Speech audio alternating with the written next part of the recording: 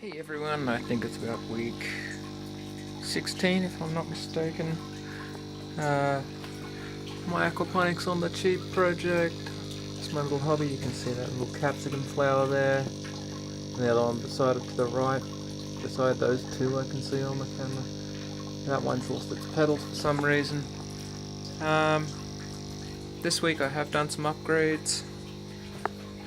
You can see my little sunflower there is losing some petals to competing for sunlight with the nice luscious capsicums there.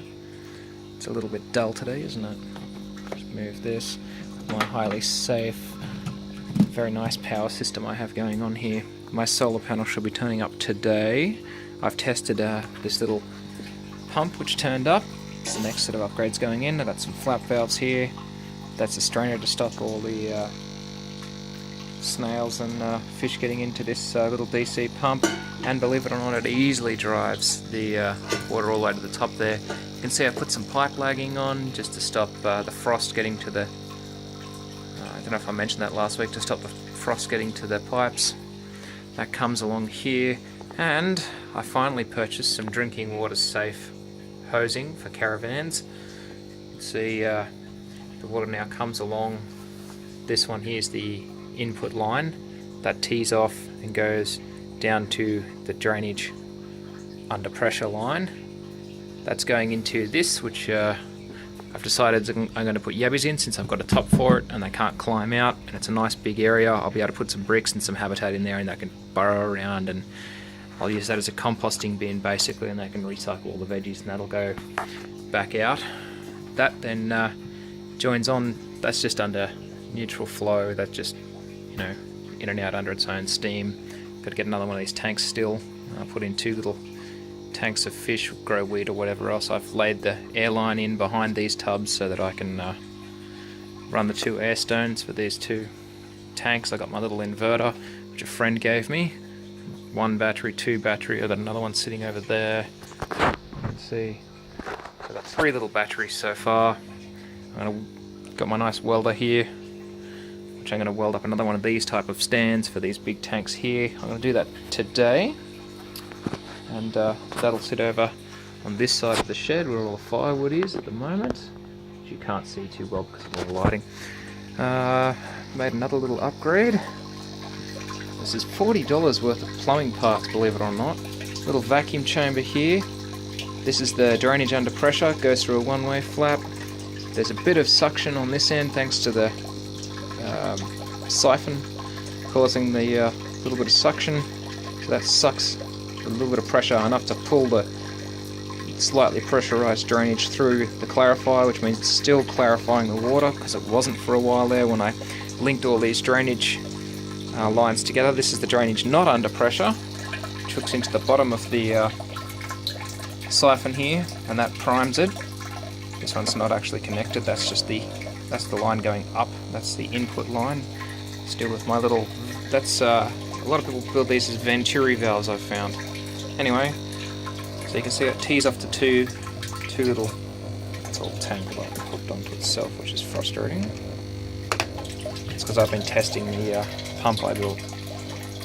How the heck did that get under there?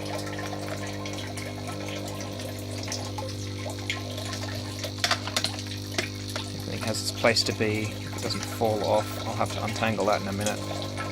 It's very frustrating. Something has gone, when I pulled the pump through, I've tangled it up in here. There's 2 exits on this thing. There we are, it's a good angle. You can see it speeds up. It causes a vacuum. This is the drainage not under pressure. That primes it, causes vacuum for this this line here. A little bit of vacuum on this. Pulls the one-way valve open, there's a little bit of pressure. That's the drainage under pressure. That little bit of pressure goes through a flap valve. Been learning a little bit about hydraulic ram pumps, so I'm looking forward to building one. Had to reduce the pressure into the fish tank there. Feeling a little bit of a Phill at the moment. Just turn off the light so we can see. The water stops splashing. And I shouldn't have fed them before I turned the camera on, because down the bottom there is still a snail the size of my fist an absolutely huge smell. So yeah, still going to get that little vent going. I'm going to tee onto this line if I can, if there's enough drainage, I suppose, and that'll go. That'll just give me one extra exit point and cause a little more suction on this bell siphon setup. There we are. Now the water's nice and clear. There's no drainage. Down the bottom here, somewhere among my little happy fish. Now I've learned a bit and pH gets stable. There's one on the edge. You can barely see. Right down there, that's actually a snail. He's very large. But there is one in here that is absolutely enormous. So the snails are very happy in here, I know that. So a moderately sized one is climbing up the wall. So the snails are extremely happy. They've been breeding like nothing else. All that speckle on the side of the tank. There's all schools of fish coming along, being all social.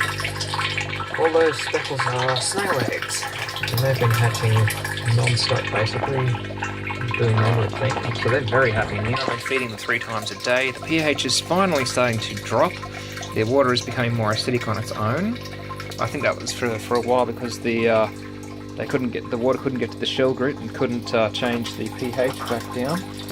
But yeah, now it can again. Get back on here for them.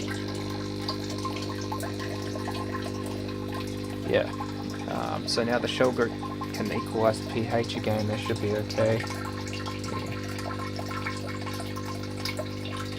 A bit more. There we go. Oh, no, get it from the air. So yes, I've still got this DC upgrade. Hopefully that solar panel turns up today. I'm not sure where or how I'm going to set it up. I'm going to probably put a pressure chamber for a bell siphon, for a ram pump system I should say, on this post. I've got these clips here. I might as well put a 50mm pressure vessel to equalise out the water hammer and get it pumping properly. Yeah, the solar should hopefully come in. I got my little meter I hooked up here. Currently running with the lights on. It's about 55. The max is out at. Currently 50. I've got a 200 watt panel. I don't know how much power that little DC pump will take, but it'll run constantly, not on a timer like this one was. And this little inverter will hopefully power the air pump and everything reliably. I ordered a few more seeds, but I haven't got any more ready to plant them. They've turned up, so I'm pretty happy about that. I'm going to have my full veggie garden going. I've got to order some steel for the carport next, or I should say the greenhouse, which is sort of just a carport frame, polycarbonate. Very simple stuff. I've got that coming in the moderate to short-term future, but again, when I started this project, I am completely out of money. At least I have enough leftover steel from my little veranda on the front of the shed project to build a frame for these 2 tanks today. And I have plenty of leftover drinking water hose. Alright guys, the dog and I, derp. We'll catch you next week. Bye.